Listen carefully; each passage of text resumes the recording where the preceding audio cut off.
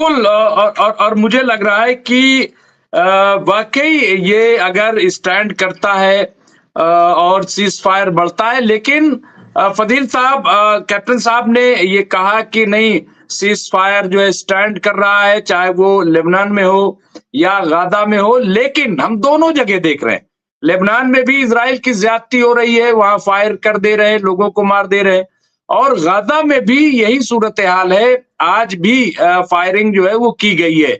मतलब ये जो छेड़खानी है, हम इसको कह सकते हैं, क्या क्या इसका जवाब फिर अगर अभी देने लगें, क्या ये बहाना तलाश कर रहे हैं कि उधर से वो जवाबी कार्रवाई करें तो फिर हम एयर स्ट्राइक करें? या क्या है, क्यों ऐसा किया जा रहा है? फ़दील साहब, इसका क्या तोड़ क्या होगा? या तो फिर जंग हो जाएगी? फ़दील साहब। देखिए, अभी लड़ाई जो है मुमताज भाई घूम गई है वेस्ट बैंक की तरफ। इसराइल बहाने से इसराइल को इस बात का डर अभी भी सता रहा है कि 1950 की लाइन को क्रॉस करके कहीं हमास जो है वेस्ट बैंक की तरफ न चला जाए। हालांकि वो भी तो फिलिस्तीनी है। तो अभी ये जो ऑपरेशन कुछ नाम दिया है इसराइल ने, इसराइल जो है अभी अगर सीज फायर चल रहा है तो ये समझ लीजिए कि अभी इसराइल फंसा हुआ है, इसलिए चल रहा है।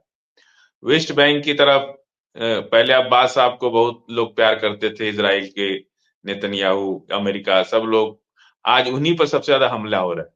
और वो दिखा रहे हैं कि उतने फिलिस्तीनी समर्थक पकड़े गए, ये पकड़े गए।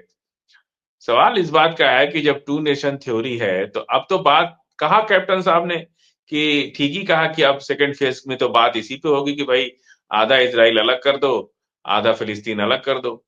लेकिन अभी भी इसराइल जो है सिर्फ गजा पे बात कर रहा है और वेस्ट बैंक पे अपनी सेना लगा दिया। अब उनको डर है कि हमास जो है, जबकि देखिए हम गजा से वेस्ट बैंक जाने के लिए सुरंग है बाकायदा।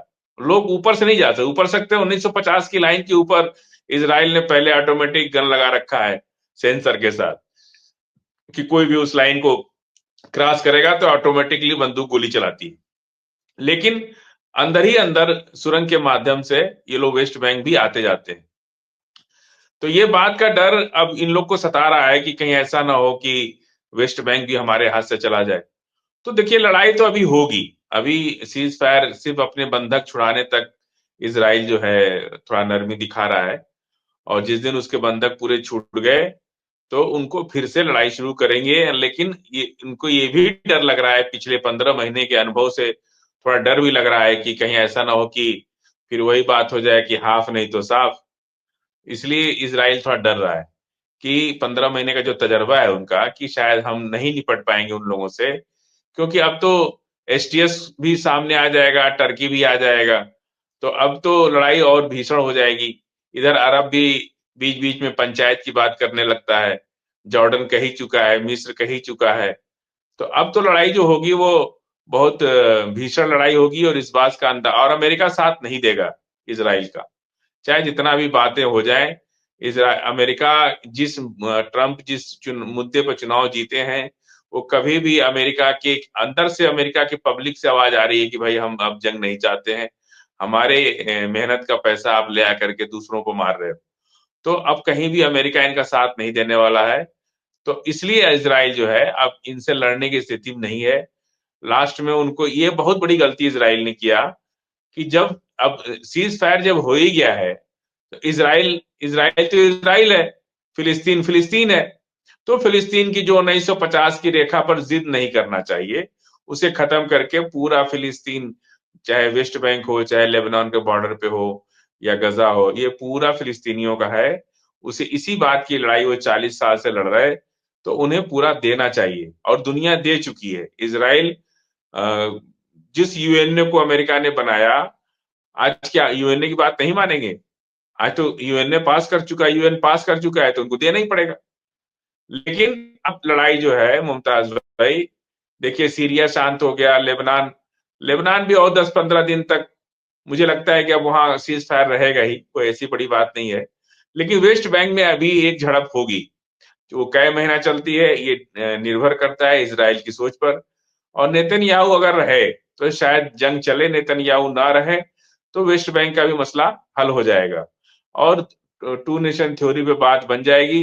1950 की लाइन को खत्म कर दिया जाएगा और पूरा फिलिस्तीन जो है हमास के अंडर में चला जाएगा और हमास ही वहां का शासक बनेगा। जी जी बिल्कुल, ये सही कह रहे हैं और ये एक सही मेरे ख्याल से बातचीत है और वो बातचीत है जो इल्मी है। जो जो आपने सही कहा कि एक पढ़ी लिखी बात जो है और समझ में आने वाली बात वो यही है जो आप कह रहे हैं और इस पे जो है बातचीत होनी चाहिए, इस पे आगे बढ़ना चाहिए। मैं हालांकि अभी वो सवाल का जवाब बाकी जो हमास का डेलीगेशन पहुंचा है रशिया, क्या मकसद है, क्यों वहां पे गया है, क्या है, इस पे हम चर्चा करेंगे। लेकिन मैं फदील साहब आपसे जानना चाहूंगा कि ये जो इंडोनेशिया का बयान आया है, एक तो जो डेलीगेशन गया है रशिया हमास का वो, प्लस इंडोनेशिया ने कहा है गाजा में हम 100 से ज्यादा मस्जिदें बनाएंगे, तामीर करेंगे, यानी अब सिलसिला जो है शुरू है।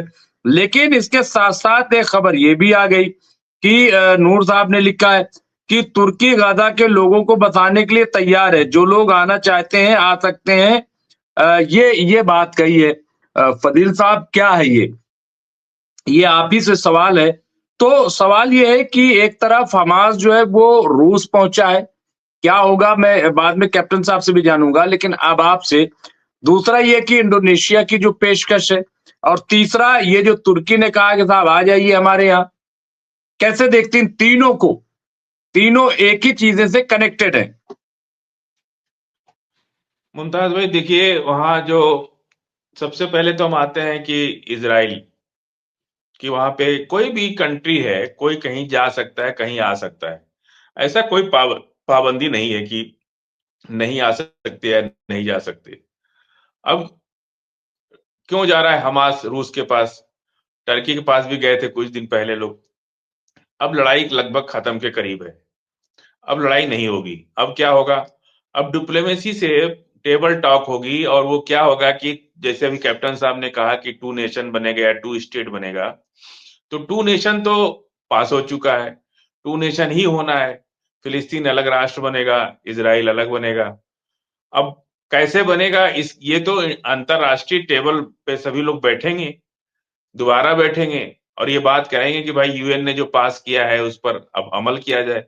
तो उसके लिए तो अब हमास तो जाएगा नहीं हर जगह। अभी हमास को अधिकार भी नहीं है जाने का, क्योंकि हमास अभी ना तो वहां पे रूलर है और ना उनका कोई अभी रजिस्ट्रेशन कोई उनको मिला नहीं है इस तरह का अथॉरिटी। तो अब रूस है, टर्की है, अरब है और फिलिस्तीन के लोगों के लिए जाने के लिए कहीं पाबंदी नहीं है। वो तो जॉर्डन भी जा सकते हैं। मतलब जाना चाहे, रहना चाहे, काम करना चाहे तो उनके लिए कोई पाबंदी नहीं। अरब में भी कोई पाबंदी नहीं। अरब में भी वो लोग आते और जाते हैं, काम करते हैं, कोई उनसे वीजा पासपोर्ट की डिमांड नहीं करता है। तो ऐसा नहीं है कि टर्की टर्की ने कह दिया तो कोई ये थोड़ी कह दिया है कि आप गजा छोड़ के यहाँ आकर के बस जाओ। आने जाने का छूट तो सबको रहता है। और अब जो बात होनी है वो ये बात होनी है कि जो हमास जा रहे हैं तो ये इसीलिए जा रहे हैं कि भाई अब आप लोग बात कीजिए कि भाई हमारा राष्ट्र अलग बने, हम सरकार बनावे और हमें सरकार की मान्यता मिलनी चाहिए। इसके लिए जा रहा है। और इंडोनेशिया क्या, मैंने तो एक दिन कहा ही था कि फिलिस्तीन या गजा में जो जितना नुकसान हुआ है पूरी दुनिया मिल करके उसको बना देगी और हमास ही बनाएगा। कोई ऐसा नहीं है कि फिलिस्तीन को इसी हाल पे लोग दुनिया के लोग छोड़ देंगे। फ्रांस ने मदद करने की पेशकश की है और भी कई कंट्रियों ने मदद करने की पेशकश की है। ब्राजील ने कहा, सबने कहा और कर रहे। अभी अभी तो इंडोनेशिया सामने आया कि मस्जिद बना रहे हैं, फिर घर बनाने के लिए भी लोग सामने आएंगे। ऐसा कुछ नहीं है कि फिलिस्तीन के आज पूरी दुनिया में यूक्रेन से ज्यादा चर्चा, आप देखिए 2 साल से ज्यादा यूक्रेन का युद्ध हुआ पर दुनिया में कहीं चर्चा नहीं होती। लेकिन फिलिस्तीन इजराइल के युद्ध की चर्चा हर रोज होती है, हर दिन होती है, हर घंटे होती है।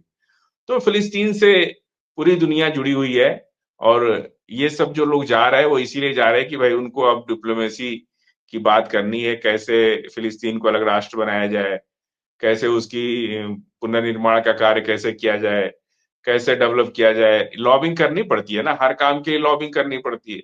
तो वो लॉबिंग का एक हिस्सा है, बहुत और कुछ नहीं है। जी मुमताज।